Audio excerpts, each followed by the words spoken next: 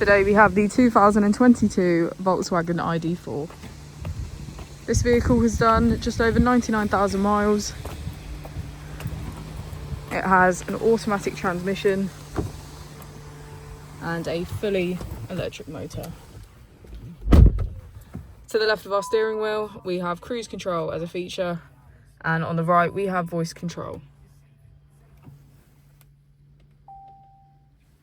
On our screen we can access App Connect, charging, navigation, ID software and driver assist. If you press here we can access our climate control with heated seats on either side. Just above we have our heated steering wheel, and if we put the vehicle into reverse we can see that it comes with a rear camera with front and rear parking sensors.